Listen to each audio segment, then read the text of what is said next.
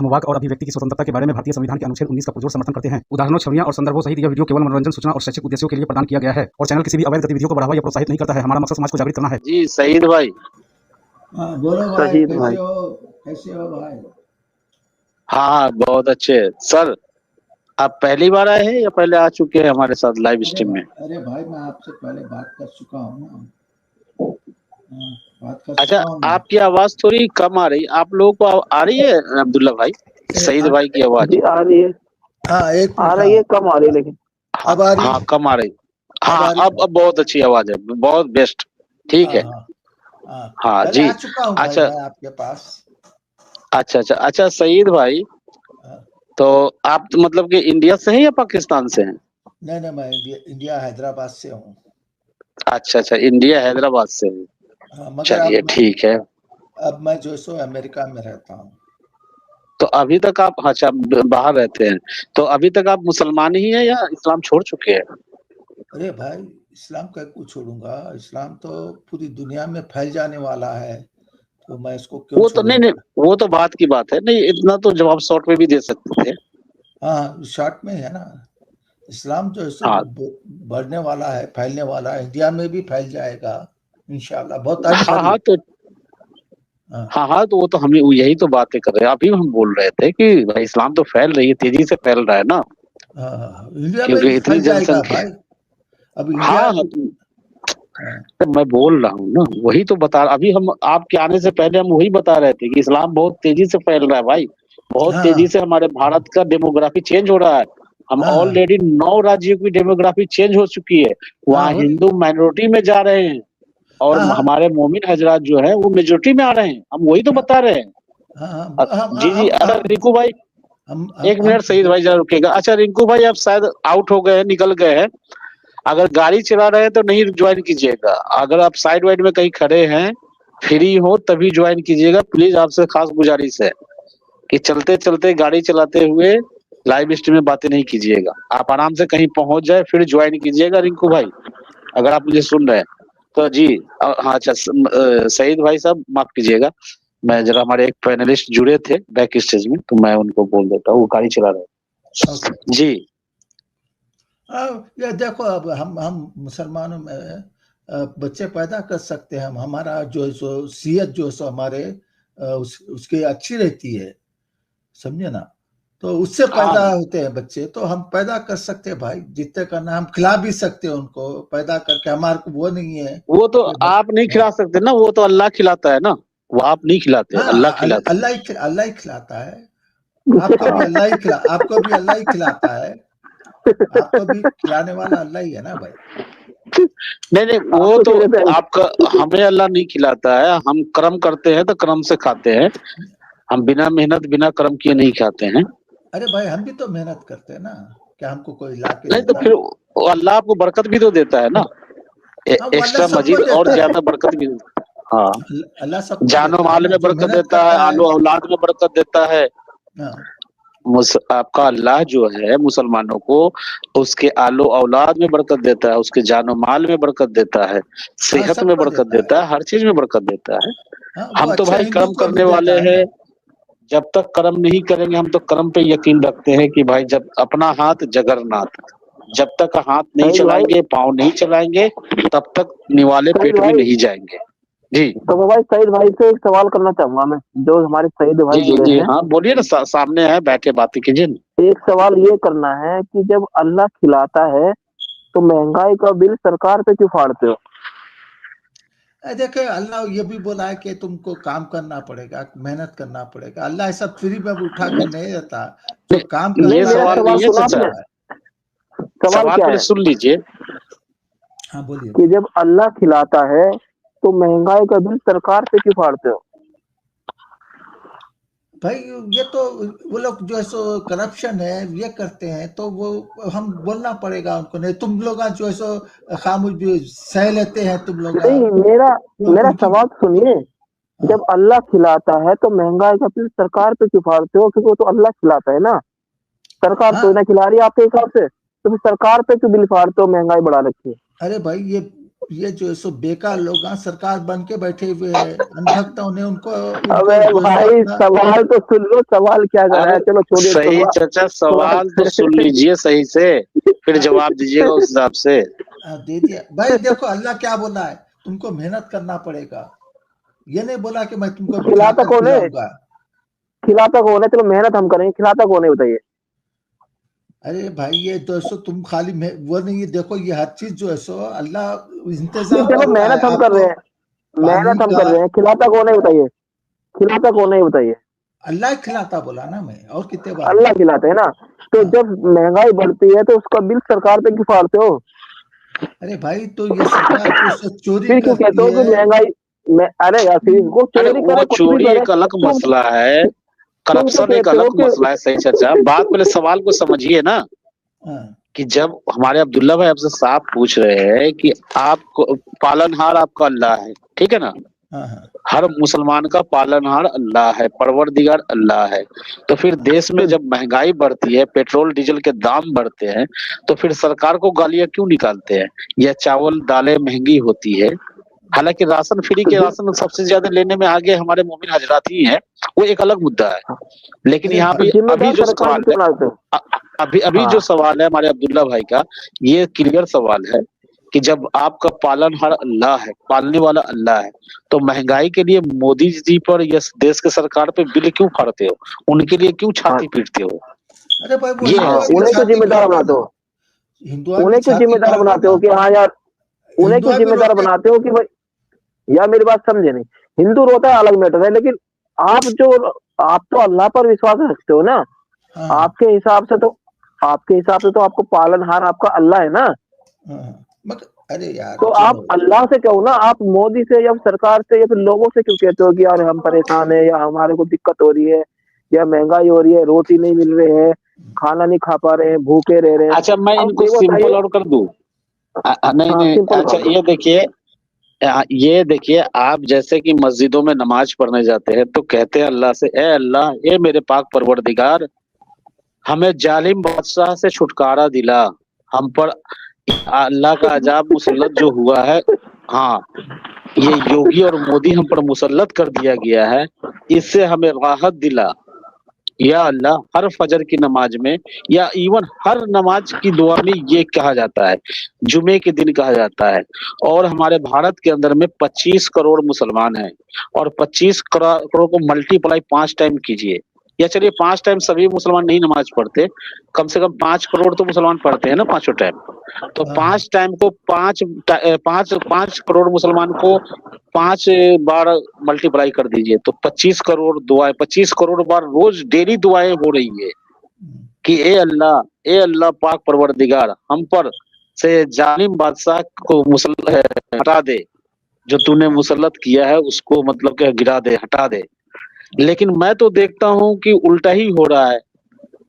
2002 से ये दुआ मांग रहे हैं हमारे मोदी जी के बारे में, तो मोदी जी तो 3 बार मुख्यमंत्री बन गए, हाँ। और दुआ मांगते हुए लगातार दुआ का सिलसिला जारी है। ये देखो तो भाई। फिर देश के प्रधानमंत्री बन गए, अच्छा, और प्रधानमंत्री ऐसे बने कि हैट्रिक मार लिया, अच्छा, तो वो ये तो देखो और फिर अल्लाह बढ़ते ही ताला जा की रहे हैं मर्जी से। जितना।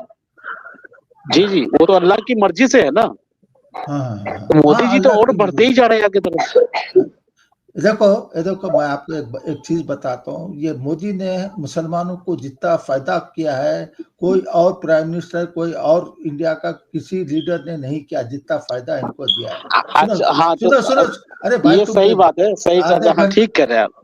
अरे भाई तुमको नहीं, 15-20 मिनट ले दिया हूँ मैं आपको बात करने के लिए, अब मुझे तुम भी दो ना सर जवाब देने अच्छा का। चलिए चलिए हाँ, चलिए चलिए, अच्छा सॉरी, चलिए आप बोल लीजिए, हाँ, चलो चलिए एक मिनट, पहले बात फिर कर मैं लीजिए। सवाल करूंगा, तो फिर मैं हाँ, सवाल करूंगा, ठीक है आपसे एक और दूसरा ओके, सवाल ओके। करूंगा, वो तो जवाब दिया नहीं, दूसरा सवाल करूंगा। अरे भाई मेरे को फिनिश कर, इनका जवाब देने दो। अच्छा हाँ, बोलने दीजिए, हाँ, अब्दुल्ला भाई सही चाचा को बोलने दीजिए।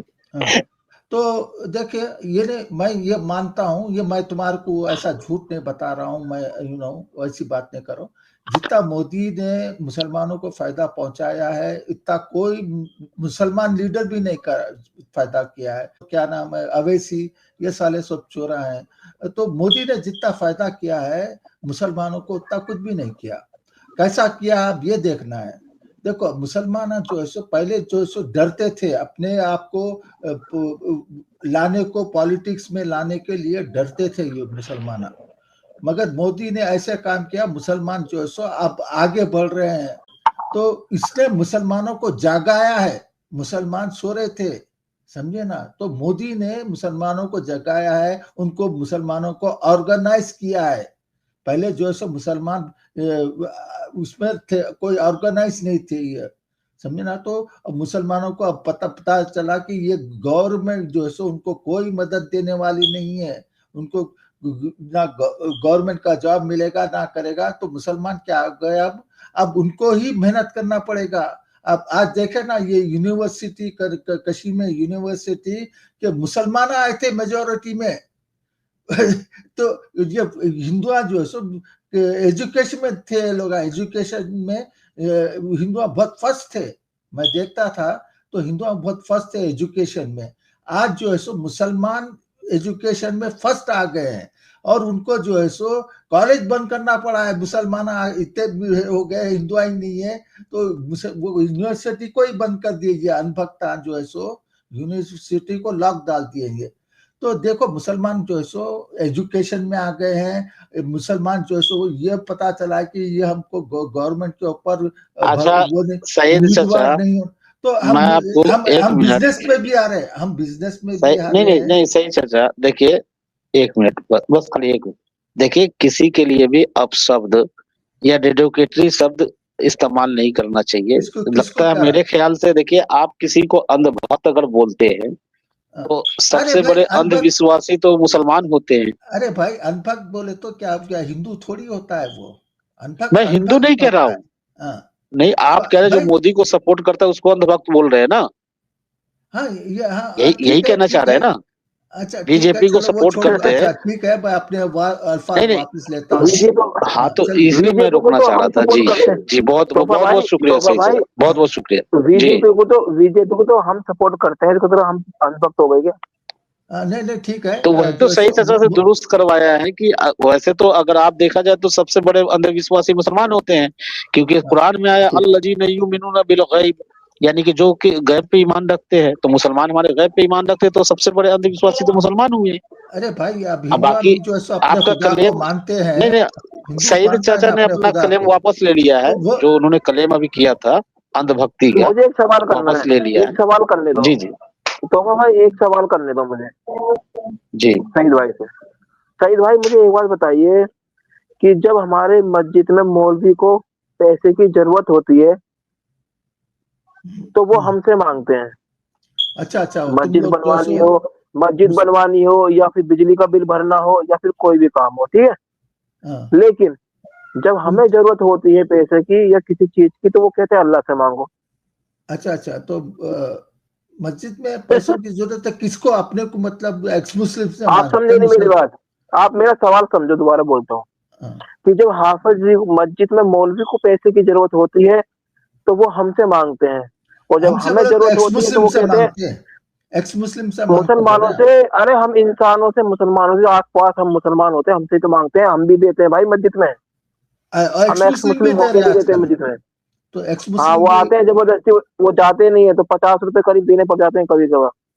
फिर अगर आते हैं वो मांगते हैं और आप अपनी दिल से देते हैं, खुश होकर देते हैं, तो फिर उसमें क्या प्रॉब्लम है? नहीं हमारे बच्चे देते हैं, मैं नहीं देता, हमारे बच्चे दे देते हैं। तो मेरा कहने का मतलब है, अरे समझो ना बात, सवाल तो सुन लो। जब उन्हें जरूरत होती है तो हमसे मांगते हैं, और जब हमें जरूरत होती है तो वो कहते हैं अल्लाह से मांगो। इसका जवाब दो।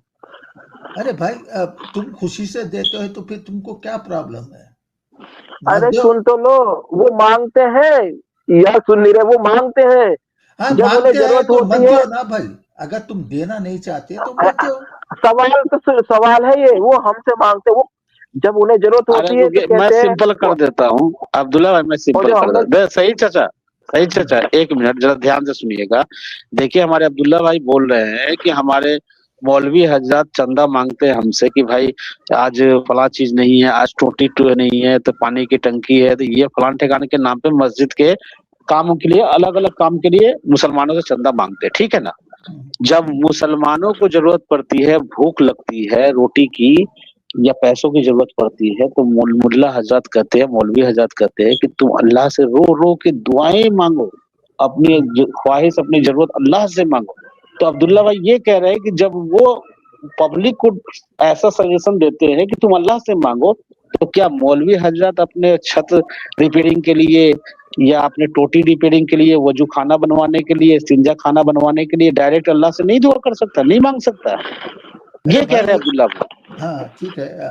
देखो भाई, ये मस्जिद जो है सो मुसलमानों की है, सबकी है, सब मुसलमान की है, ये कोई मुल्ला की मस्जिद में होती है। अरे फिर अरे सही चाचा यार, आप इतनी एजेड लग रहे हो, मुझे बातों से लग रहा है कि आप एजेड है। सिंपल सवाल को अरे भाई मस्जिद उम्र का लिहाज तो मस्जिद जो है सो मुल्ला की है। आपके सामने हम बच्चे हैं। सही चाचा, मैं आपसे इतना सिंपल लहजे में सवाल किया अब्दुल्ला भाई ने, तो और मैंने उसको अच्छे समझा दिया। फिर आप मस्जिद में जा रहे हैं कि मस्जिद हमारी मुसलमानों की ये है वो है। बात हमारा मांगने से है ना। सवाल जो है, सवाल का आप जवाब ही नहीं दे रहे, सवाल से भाग रहे हैं भाई। आप बात मस्जिदों पे जा रहे हैं, ये वो क्या है तुम ही बोले ना। अरे भाई मस्जिद जो है क्या मुल्ला की है क्या? वो अपने घर के पैसे देगा, हमको ही देना पड़ेगा ना। अरे वो अल्लाह से मांग सकता है ना कि अल्लाह वो रिपेयरिंग करवा दे। अब मस्जिद में पानी, नल के टूटे हुए, वजू खाने टूटे हुए, उसके दीवार गिर गए हैं बारिश में, उसको खड़ा करवा दे अल्लाह से दुआ मांग के। अच्छा अच्छा अच्छा, ऐसा करे तो अल्लाह भेजेगा, चक भेजेगा क्या? वही तो मैं बोल रहा हूँ ना। वही तो सवाल है, आप समझे नहीं। वही समझ रहे हैं। अल्लाह तो हर चीज में इन्नल्लाह अला कुल्ली शैइन कदीर। देखिए अल्लाह हर चीज पे कादिर है, यही कहना है ना कुरान का, इन्नल्लाह अला कुल्ली शैइन कदीर। सईद भाई समझ गए आप? सईद भाई समझ गए कि अल्लाह ताला छत तोड़ी न बनवाएगा, अल्लाह ताला टोटी तोड़ने लगवाएगा। तो यही तो बता रहा हूँ आपको, ये कैसे गुमराह करते हैं। जब इन्हें जरूरत होती है तो ये आपसे मांगते हैं। सुनिए सुनिए, एक मिनट रुकिए सईद भाई, सुनिए मेरे भाई सईद भाई, सुनिए सुनिए सुनिए। यही तो गुमराह करने वाली बात है कि जब तुमने खुद ही अभी कहा है कि छत अल्लाह तोड़ी ने बनवाएगा, छत टोटी अल्लाह तोड़ी लगाएगा। आप सही कह रहे हो, बिल्कुल आपकी बात बिल्कुल सही है। लेकिन आप इस चीज को दिमाग से क्यों नहीं सोच रहे कि जब उन्हें पैसे की जरूरत होती है वो तुमसे मांगते हैं, और जब तुम्हें पैसे की जरूरत होती है तो कहते हैं अल्लाह से मांगो। यानी हम अल्लाह से मांगे और तुम हमसे मांगो। हाँ भाई, हिंदू जो अपनी मंदिर को बनाता है वो अपने लोग ये क्या? अरे मंदिर छोड़िए, मंदिर छोड़िए, ये आपका कैसे राम की मंदिर बनाया है यार, मंदिर छोड़िए। अरे ये आपका कैसे मूर्ख बना रहे हैं, ये देख रहे हो आप? ये मूर्ख कैसे बना रहे हैं आपका? आप जो है सो टोटली इरेशनल पर्सन है, कुछ भी सवाल उठा रहे हैं। भाई हिंदू राम मंदिर बनाया क्या? राम बनाया है क्या वो मंदिर को अपने उस पर? बस उसके भक्त बनाए हैं। इसी तरीके से आप जो है टोटली इरेशनल हो गए, इस वजह से आप इस्लाम छोड़े हैं। आप कोई इरेशनल पर्सन नहीं है। सुनिए एक बात सुनिए। देखो हाफिज जी जो हैं, जो मौलवी साहब हैं, अगर वाकई अल्लाह से मांगने से हमें मिलता, अल्लाह के मांगने से हमारी दुआएं पूरी होती और हमें पैसा मिलता, दौलत मिलती, रुपया मिलता, तो भाई दुनिया में कोई गरीब ना होता। अल्लाह से मांगने से आपको कुछ नहीं मिलेगा जब तक आप काम नहीं करोगे। काम करोगे तभी आपको रोटी मिलेगी, नहीं तो आपको अल्लाह ताला रोटी नहीं खिलाएगा। तो ये कहना, ये आपका मूर्ख बनाना है कि अल्लाह पालता है, अल्लाह देता है, अल्लाह करता है। मैं आपको चैलेंज देता हूँ, अल्लाह एक निवाला आपको रोटी नहीं खिला सकता। आप सड़क पे बैठ जाइए, आपको इंसान रोटी खिला देगा, इंसान आपकी हेल्प कर देगा। अल्लाह आपकी बिल्कुल भी हेल्प नहीं कर सकता, कभी भी नहीं कर सकता। और फिर भी आपने सारा क्रेडिट अल्लाह को दे दिया। दुख इस बात का होता है, यानी आपका बच्चा बीमार होता है, आप डॉक्टर के पास जाते हो, डॉक्टर ठीक करता है, मेडिसिन देता है, और आप क्रेडिट किसे देते हो? अल्लाह को। है काम करके आप अपने बच्चों को पालते हो, आप अपने बच्चों का ख्याल रखते हो, क्रेडिट किसे देते हो? अल्लाह का। रोटी कमा के आप अपने बच्चों को देते हो, क्रेडिट अल्लाह का।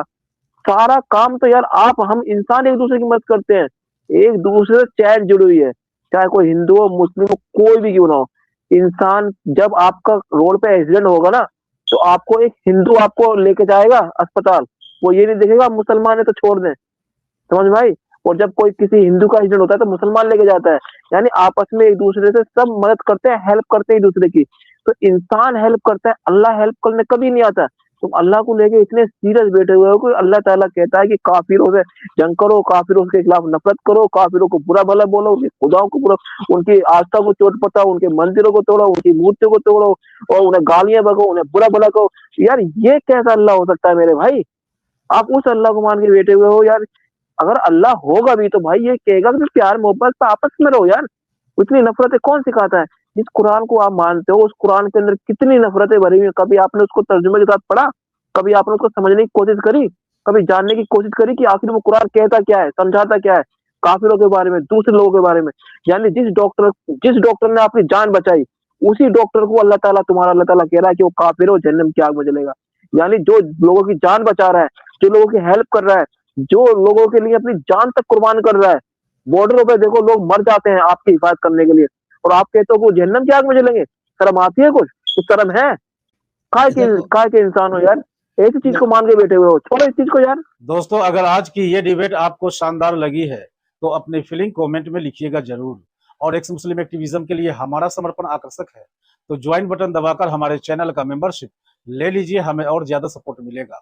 और चैनल को सब्सक्राइब किए बिना ना छोड़े, साथ में वीडियो को लाइक, शेयर और कमेंट भी किया करें, ताकि आपके लिए अच्छी अच्छी डिबेट हमेशा लाता रहूं।